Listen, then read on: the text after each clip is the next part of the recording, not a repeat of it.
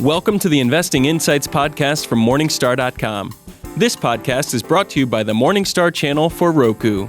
Enjoy insightful, independent video content in your living room. Download the Morningstar channel to your Roku today. This week on the podcast, we're pleased to present Investing Well at Every Life Stage, a special presentation by Morningstar's Director of Personal Finance, Christine Benz. So this particular presentation is called Investing Well at Every Life Stage, and it's precisely that. We'll share a to-do list for folks at every stage in their lives, clustered into 4 key groups. So we're going to start by talking about early accumulators, people who are just getting out of college, just landed their first jobs. What are the things that should be on their to-do lists as they embark on their careers? Then we're going to segue into a discussion of people who are multitasking, and the key financial tasks at this life stage for folks in their 30s and 40s would be planning for their own retirements and getting really serious about their own retirements, but also trying to fund college to the extent that they have children in their lives. So we'll talk about how to strike the right balance between those 2 goals that sometimes can be in competition. Then we'll talk about folks who are getting close to retirement, so people who are in their 50s and 60s who are starting to look at their nest eggs, thinking hard about the viability of their retirement savings, thinking about Social Security planning, thinking about specifically how long they plan to stick it out in the workforce. And finally, we'll talk about people who are already retired.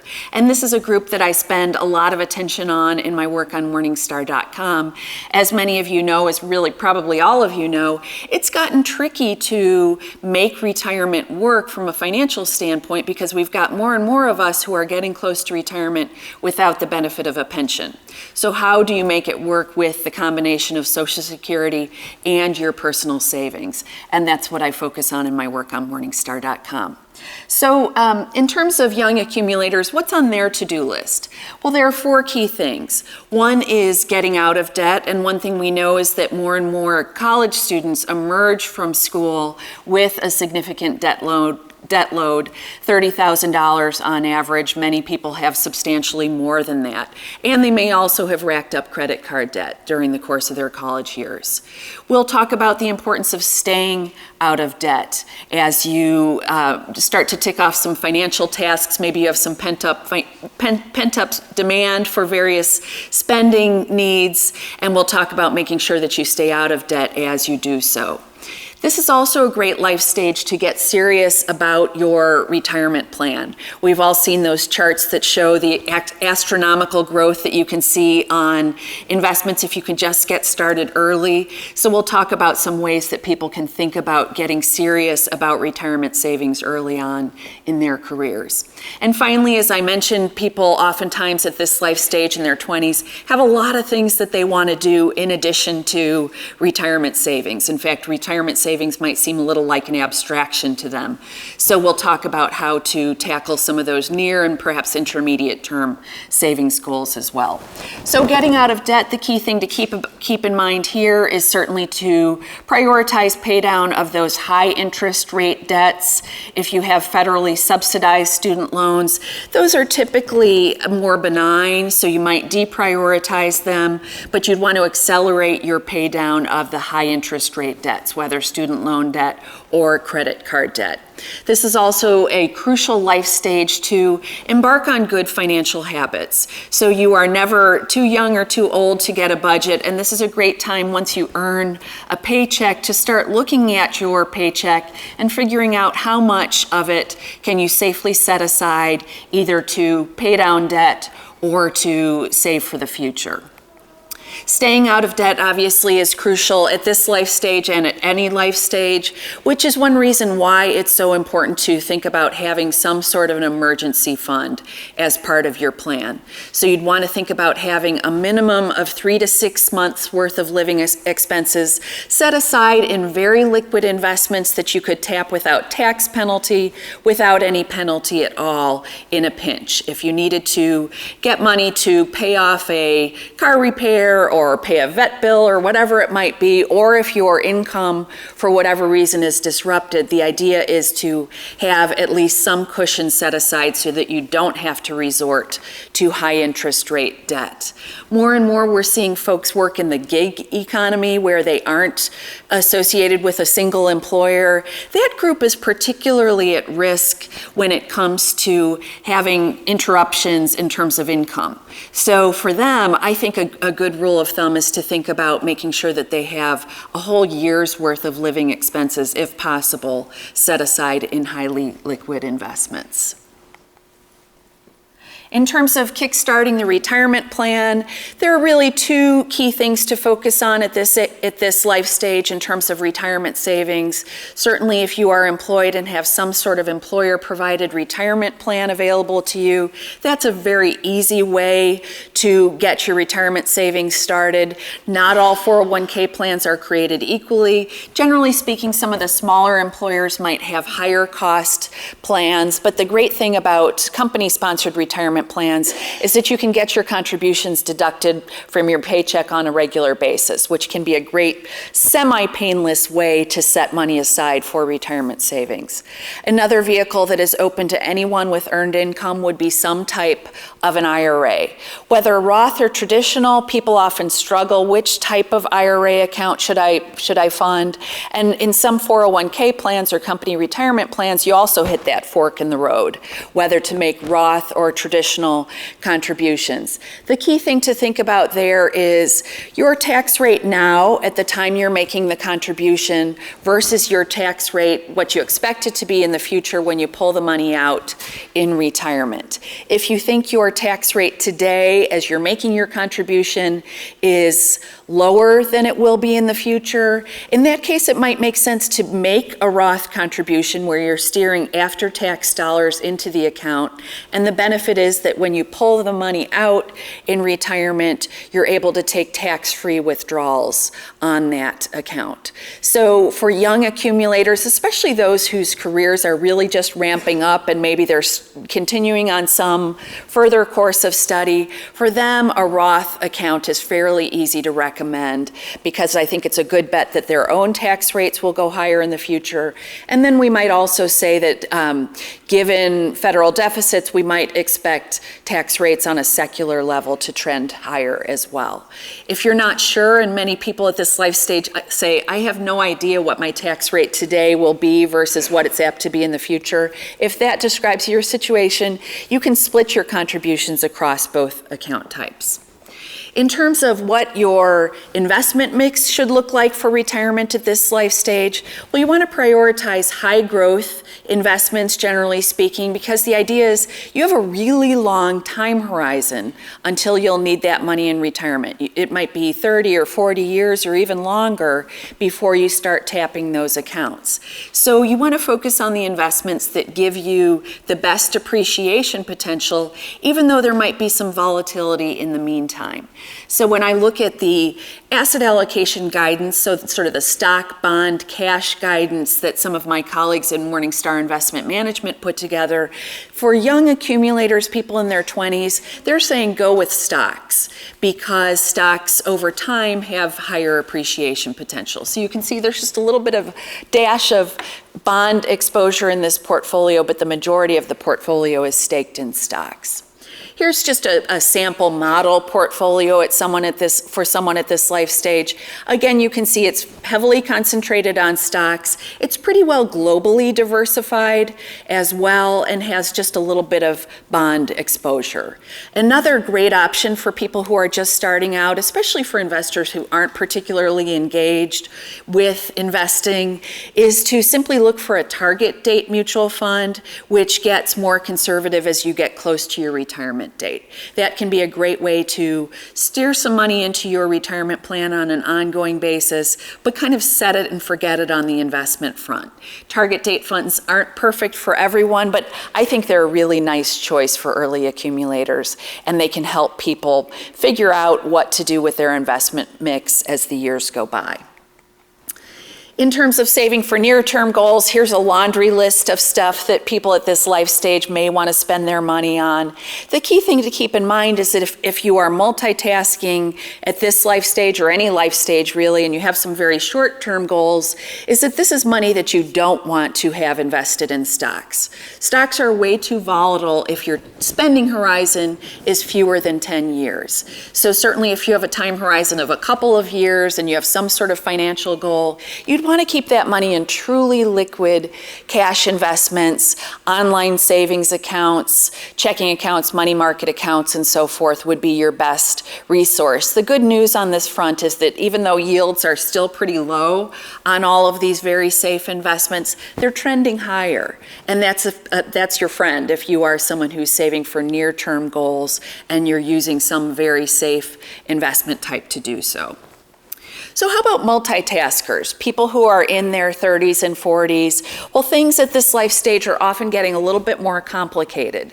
So on the to-do list for people at this life stage would be to continue to try to invest as much as they possibly can for their own retirements, and that's at the top of this list for a reason. It's important to prioritize retirement savings for yourself before turning your attention to trying to assist your kids with their own college financing. But naturally, we also want to try to assist the children in our lives with college financing as well. In terms of investment mix at this life stage, you want to retain an emphasis on the long term. You want to focus on growth. You want to take quite a bit of risk with your long-term assets because your time horizon remains long. In this case, if you have a 20 or 30-year time horizon, you can afford to take plenty of risk with your portfolio. Another thing to think about is if you are in the lucky position of having maxed out your contributions to the major retirement savings vehicles. So if you're maxing out your contribution to your company retirement plan, you're maxing out your contribution to your IRAs, you might also turn your attention to a taxable account, a non-retirement account for any additional retirement savings you'd like to set aside. So don't view the contribution limits on retirement accounts, whether IRAs or 401ks, is the ceiling. If you're a high-income person and you're in a position to invest more, you should invest more. You'll just have to use a taxable account to do so. So the contribution limits are the same at this life stage as they were for folks in their 20s, and they continue to be the same up until age 50. So $18,500 is the 2018 contribution limit for company retirement plans. It's $5,500 for IRAs. And another thing to keep in mind is for folks who are married, if they have a spouse who does not earn an income, as is the case with many families where you've got one spouse whose main job is to take care of the kids, the spouse who has an income can make an IRA contribution on behalf of the non-earning spouse. So that's something to keep in mind, that if you're part of a married couple where you've got one spouse who doesn't have an income, as long as the spouse who has an income has enough income to cover contributions to both IRAs, you can do that. So that's something to keep in mind, that retirement savings needn't stall out simply because one of the spouses doesn't earn an income any longer. In terms of the asset allocation mix, you can see that at this life stage for folks in their 30s and 40s, it looks a lot like what we saw for people in their 20s. So we're continuing to emphasize stocks. We are continuing to maintain a globally diversified portfolio. So even though most of the stocks reside in US stocks, we also have a healthy allocation to foreign stocks. And the bond piece, the conservative piece of the portfolio, is getting just a hair larger at this life stage. As you get a little closer to retirement, you want to tiptoe away from risk just a little bit, but not in such an extreme fashion. So a sample portfolio for someone at this life stage, again, it looks a lot like what we saw for the early accumulators. So we've got a globally diversified portfolio, a dash of bond exposure. You'll see in all of these portfolios, I've kept the investment types really quite vanilla. So I've focused on index funds, which give you a lot of diversification in a single shot. They tend to be very low cost, which is one of the key things that you should have in your mind throughout throughout your investment life, this idea of trying to keep a lid on costs at every step of the way and making sure that you're focusing on low-cost investments is one of the best ways to improve your take-home return, because the more you pay in expenses, the less you'll have at the end, which is one reason we've seen tremendous inflows into very low-cost products. I think investors are finally waking up to the virtue of not staking too much in high-cost products. Try to keep your expenses really, really low. And when I say low, what am I talking about? Well, with nearly all of these products, we're looking at investments that charge less than 0.2% per year. So that's a very low levy. You want to keep your expense ratios very, very low in that general direction. In terms of taxable accounts, I mentioned that you probably want to focus on maxing out your tax-sheltered accounts first, but if you're someone who is a higher income investor and you have even more to set aside for retirement, you should do so. You'll just have to use a non-retirement account. And if you hold a non-retirement account, it's worth noting that you will pay a little more in taxes on an ongoing basis for that account than you will if you have a tax-sheltered account. So it pays to focus on tax efficiency for that portion of your portfolio. Here again, index funds, which just track a market segment on the stock side, can make a lot of sense. They tend to be very tax efficient. They don't kick off a lot in terms of taxable capital gains, which is a great thing if you have taxable holdings.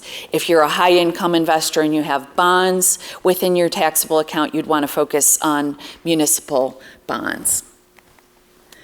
Saving and investing for college is obviously a huge topic. We could do this whole presentation about doing it, about saving and investing for college. But as I said at the outset, it's really important to keep your priorities straight. When you're at this life stage and you're multitasking, you want to make sure that your own retirement plan is in good shape and that you're tending to it and not forsaking that retirement plan at the expense of retirement savings. You'll have to do a little bit of both at this life stage if you're a parent or if you have other children in your lives where you want to help with college savings. So in terms of the key ways to save for college, well, 529 college savings plans have emerged as one of the best ways to do so. There are virtually no contribution limits. It's the upper ceiling is the reasonable cost of college. So you can put quite a lot of money away in 529 college savings plans. There are no income limits on making 529 college savings contributions. So that's probably, in my view, should be investors' first stop when saving for college, but there are some other avenues. There are what are called prepaid plans, where you can essentially lock in tuition at a later date, paying today's rates. That's perhaps something for some people to consider. You might also look at a Coverdale education savings account.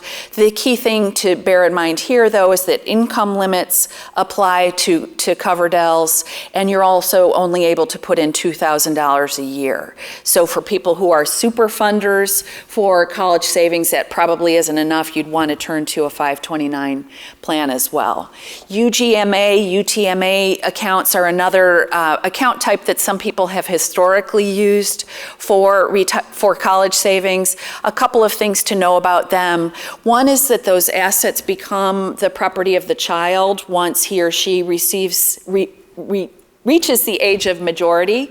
So if you want to maintain some control over the funds, that's probably not the account type for you. And the other thing to keep in mind in relationship to UGMA, UTMA accounts is that they can affect your child's ability to qualify for financial aid. So that can be a big knock against those account types for people who are accumulating assets for college. In terms of 529 college savings plans, Morningstar actually does a regular review of the 529 plans on offer. These are offered on a state-by-state basis, so nearly every state offers some sort of a 529 plan currently. On Morningstar.com, we have a map where you can click on your home state and see what are the plans on offer, what sort of tax breaks do I get for contributing to the 529 college savings plan. The key thing to know on the tax front with 529 plans is that you put after-tax dollars into the account, but as long as you withdraw the money for qualified college expenses, that money will be tax-free. So that's the key attraction, that if you start early and you accumulate well within your 529 plan, the withdrawals will be tax-free. So that's a big benefit. Another side benefit is that if you invest in your home state's plan, you'll typically be eligible for a tax deduction on that contribution to the home state plan. So I have on this slide just a short list of the top-rated 529 plans based on Morningstar analyst research. This is as of 2017, and we'll be updating this research again later this year. But you can see, for those of you who are here in my Chicago audience, you can see that Illinois plan actually looks quite good to our analysts. This is the direct sold Illinois plan. The Virginia, Nevada, and Utah plans also stack up quite well relative to the rest of the state's plans. So this is just a short list of 529 plans that are worthy of further research. In terms of pre-retirees, people who are in their 50s and 60s, what's on their to-do list? Well, this is an age where many people, after having gotten their kids through college and maybe achieved some other financial goals, start to get really serious about retirement savings. And the good news is if you are in that empty nest phase, this is a time to really turbocharge your retirement savings. And the great news is that you are eligible for catch-up contributions once you pass age 50. So January 1st of the year in which you turn 50, you're eligible to make higher contributions to an IRA as well as to your company retirement plan. So in the case of company retirement plans, once you're 50, you can get nearly $25,000 into the plan. If you're making an IRA contribution, the 2018 contribution limit is $6,500 for people who are over 50. So to the extent that you can really stuff money into the retirement accounts in the years leading up to retirement, that can obviously be hugely beneficial. A note on debt, as many of you know, many of us carry debt throughout our lives. Many people at this life stage, or even in their 30s and 40s, have mortgage debt on their books. And historically, that was something that landed in the category of good debt because interest rates are typically lower than other forms of consumer debt, like credit cards, for example. And that interest is tax deductible. But we saw some changes in the tax laws recently that have gone into effect for the 2018 tax year that actually make paying off debt more attractive, paying off mortgage debt more attractive than perhaps it was in the past. So the key thing that's changing is that the standard deduction that we're all able to take on our tax return is going higher for 2018, starting in 2018 through 2025. And the net effect of that is that many fewer taxpayers will be itemizing their deductions than in the past. So those itemized deductions that you used to get credit for, like mortgage interest deductions, like charitable contribution deductions, all of those things will be less valuable to us than was the case in the past. So to me, that accentuates the virtue of accelerating debt pay down, even if it is low interest rate debt, especially if you cannot deduct that interest on your tax return. Of course, it's very individual specific, but as a general rule of thumb, for people who plan to stay in their houses in retirement and they have mortgage debt on their books, if they could simultaneously steer more to that debt pay down while also funding their retirement, that makes a lot of sense from my standpoint. In terms of thinking about your actual retirement and the date at which you might retire, 50s and 60s are a great time frame to think about, well, what is my retirement date? What's my strategy when it comes to Social Security? And making smart decisions on this front to the extent that you can, and obviously there are some things about our retirement date and the date at which we claim Social Security that are out of our control. So even though we might have the best best intentions to continue working until we're 70 or whatever our goal might be. Realistically, that may not be the case. But this is a great life stage to start thinking about what your retirement might look like, when it might commence, to start talking with your spouse, and to start exploring the financial aspect of different retirement dates. This is also a great life stage to start thinking about your plan in terms of estate planning. Actually, you should think about that earlier, but it's a time to get serious about your estate plan and to also think about your long-term care plan. So if you have long-term care costs later in life, if you need to have nursing care or care at home, whatever the case may be, to start thinking about, well, how do I set aside enough assets to ensure that I don't go broke while trying to fund those costs. So this is a to-do list for folks who are in their 50s and 60s. We talked about those catch-up contributions. I'm just going to zip through this.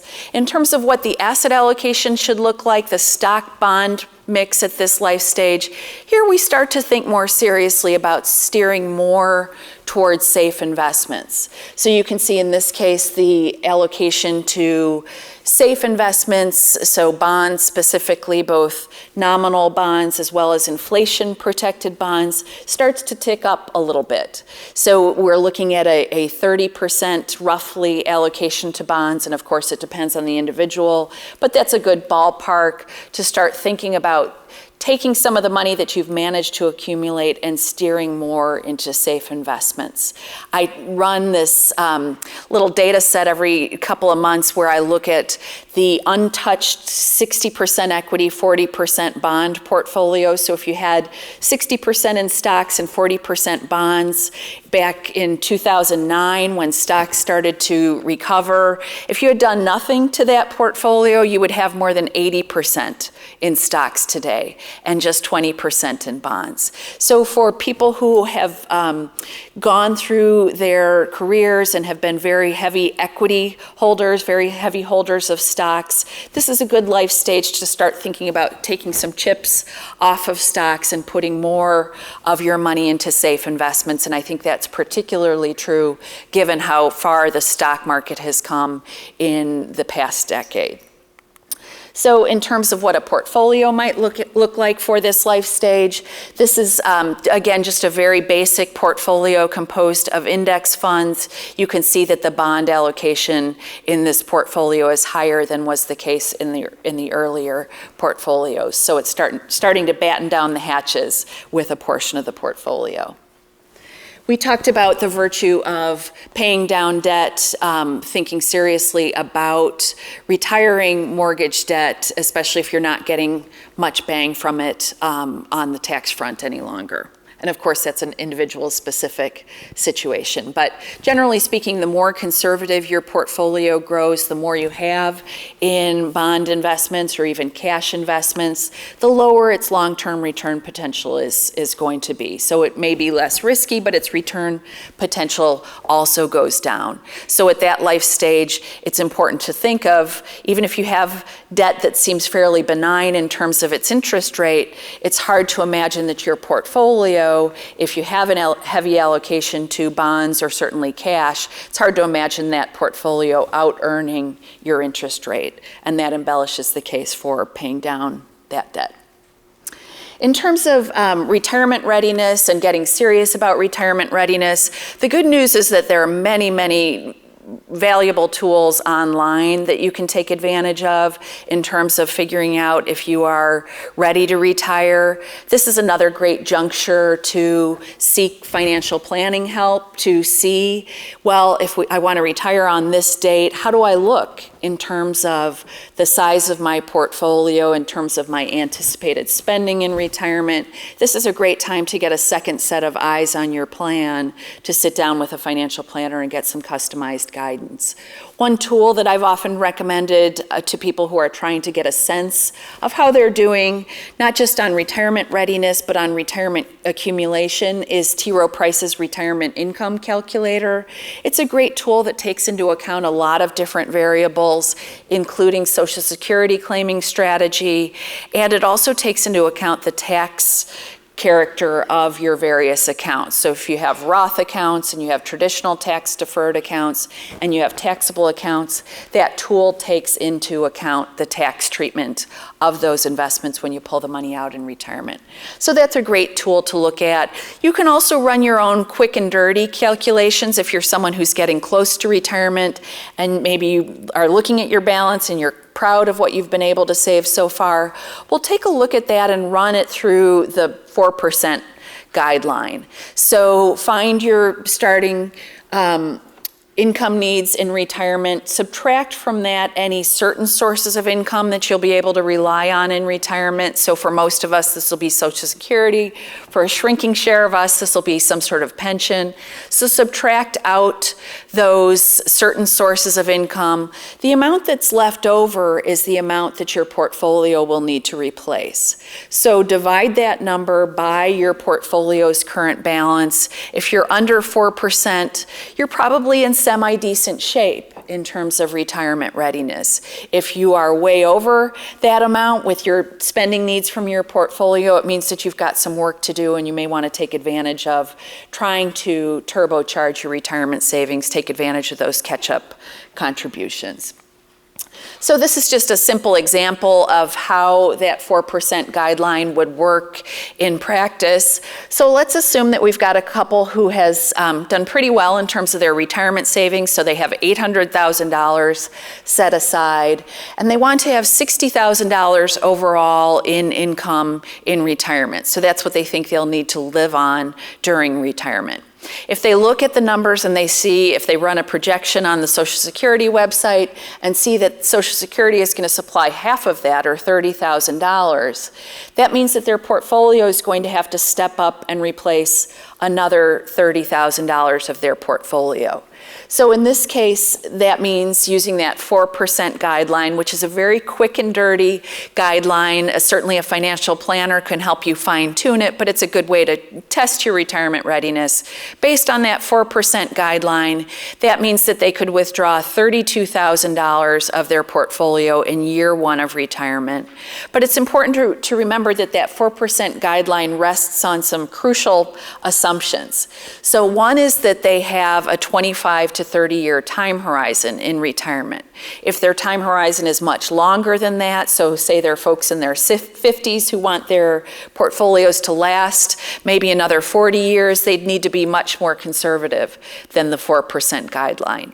The 4% guideline also assumes that you have a somewhat balanced portfolio, that you have healthy allocations to stocks as well as a little bit of bonds, or maybe even like 40% in bonds. If your portfolio, for whatever reason, is much more conservative than that, you'd also need to be more conservative on the withdrawal rate front.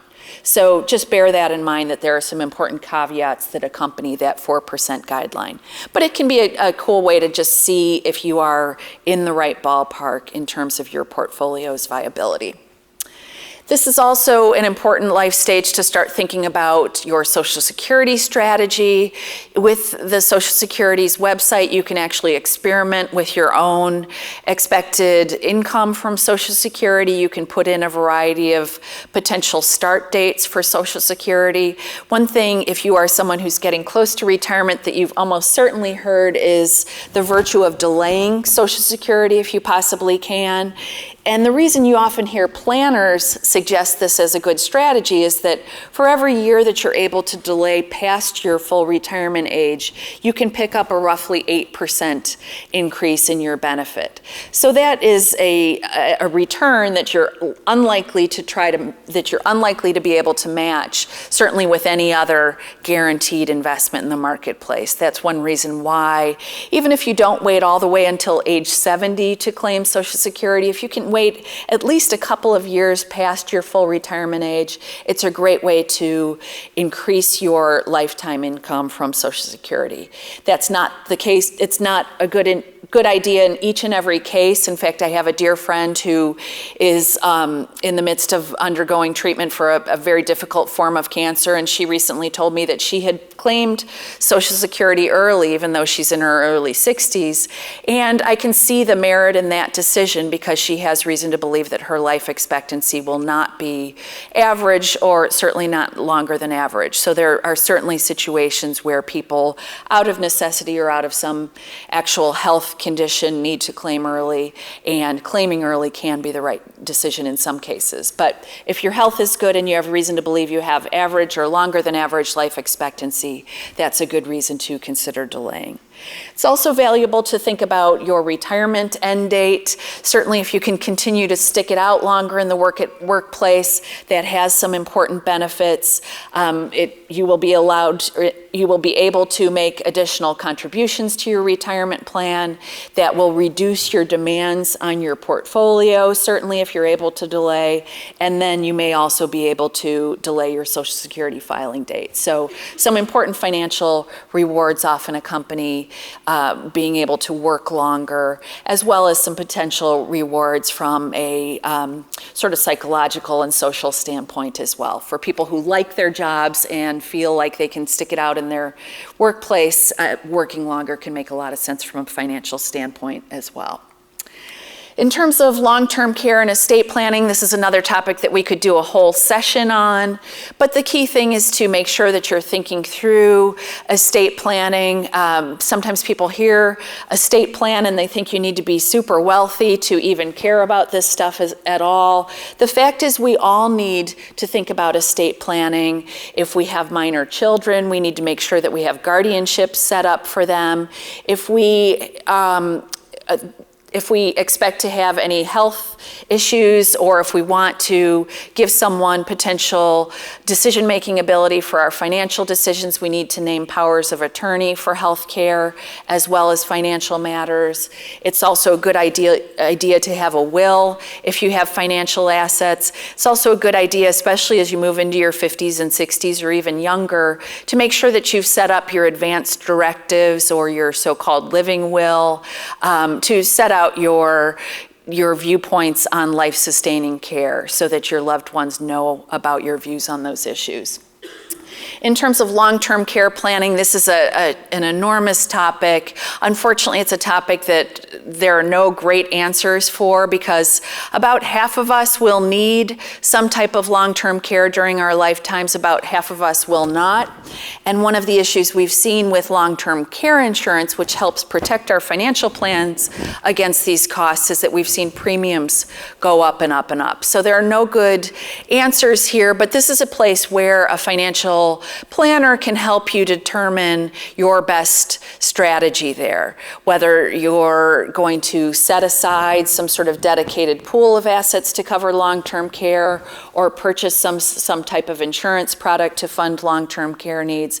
It's helpful to at least have some sort of a plan about what you'll do in case these costs hit you, and there might be repercussions if you or your spouse is well and one spouse is not well and needs long-term care.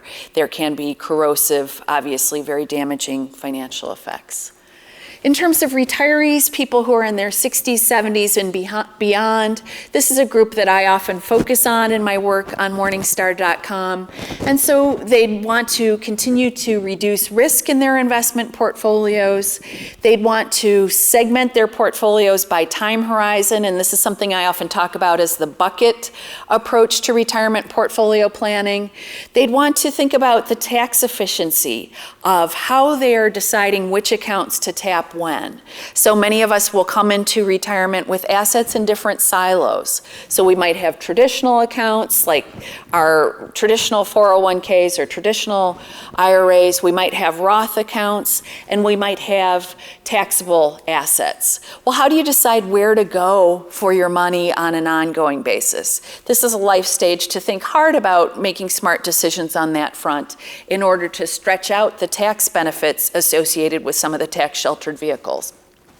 This is also a life stage, once you embark on retirement, to regularly revisit that withdrawal rate. So we've talked about that 4% guideline as kind of a quick and dirty benchmark for figuring out if you're ready to retire. Well, the best thing to do as you are retired and drawing from your portfolio is to regularly take a look at that withdrawal rate and make sure that it's still sustainable, that it still passes the sniff test of sustainability. So in terms of that portfolio, you can see that in retirement, the portfolio starts to get somewhat more conservative. So we've got roughly 45% in safe assets. So we've got bonds, we've got inflation-protected bonds, and we've got some cash assets, but we still have ample stock exposure. And that's particularly important for people who are in their 60s or even 70s or even later on, because even as we are getting older and we're drawing from that portfolio, we still need to have growth in our portfolios. And that's one reason why all the model portfolios that I work on, even for people who are already retired, do include healthy allocations to stocks. So this is just a sample portfolio. Again, this is a place to get some financial help if you need it, if you're not comfortable with asset allocation. This is just a rough benchmark to help see if you're in the right ballpark. This is the bucket portfolio that I referenced, and if you're interested in more on this bucket concept, I've done a lot of articles and videos on this topic on Morningstar.com. You can see them. They're all part of our free Morningstar.com site. But this is a basic structure for a bucket portfolio, and the basic idea is that I'm thinking about my money that I have for retirement, and as I get close to retirement, I'm thinking about segmenting it based on my spending horizon.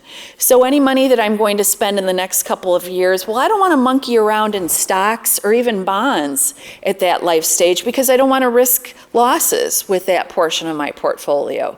I don't want to have market losses determine whether I can go out to dinner or go to the movies anymore. I want to set that money aside in truly safe investments. So we're putting like 1 to 2 years worth of portfolio withdrawals in cash investments, and then we're gradually stepping out on the risk spectrum with the remainder of the portfolio. So for the next roughly 8 years worth of expenditures, well, here I can afford to take a little bit more risk with my portfolio because my time horizon is longer. So I can afford to be in bonds with this portion of the portfolio. I may have a little bit of volatility, but certainly nothing like I'll have with the stock piece of my portfolio, and I'll be able to earn a little bit higher return over time than I can with my cash investments. Then with the long-term piece of my portfolio, stuff I don't expect to spend for another 10 years, well, that's where I can start taking risk with that portfolio. If I have at least a 10-year time horizon, stocks have actually been quite reliable. It's when your time horizon starts to shrink where they're too volatile, they're too unreliable. But for any money that I don't expect to spend for 10 years, I can safely park that in high growth, more volatile assets. I'm not having to worry about the volatility in that portion of the portfolio because I know that my income needs for the next 10 years are set aside in safer stuff. So this is just the bucket framework. I think it's an intuitive way to visualize how you might structure your retirement portfolio as you get close to retirement. A key thing to keep in mind, though, is obviously this is greatly simplified. So for many of us, if we're bringing into retirement these multiple silos, if we've got assets in different account types, it'll be a little bit more complicated. But this is just kind of a basic framework to think about as you try to figure out how much should I hold in these various investment types given my spending horizon within this portfolio.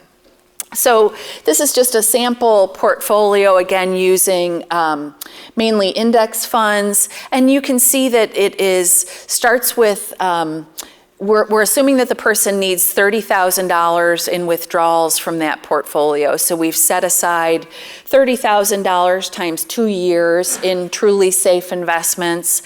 And then with the next portion of the portfolio, with another 8 years worth of living expenses, so that $30,000 times 8, $240,000, we're taking a little bit more risk, but not too much risk. So this is the bucket 2 of the portfolio. It's parked primarily in high quality bonds.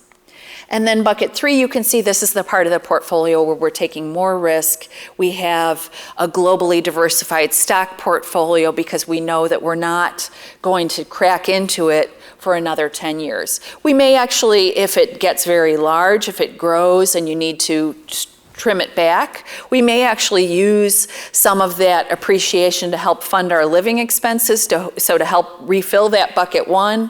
But if it's down, we don't have to tap it because we know we have enough in the safe stuff to tide us over.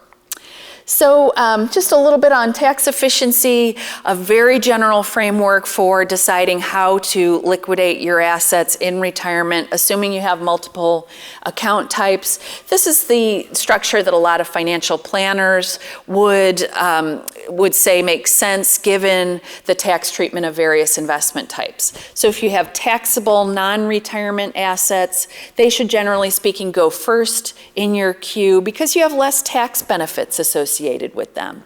Followed by tax deferred investments, which you enjoy tax deferral on, though you'll have to pay income tax on your distributions. And finally, your Roth assets, those usually go in your save to later group because the tax benefits associated with them are the best, and because those are also good assets for your heirs to inherit from you because they won't pay income tax when they begin withdrawing the money. So that's a very general framework. Here's a great spot to get some advice either from a financial planner or a tax savvy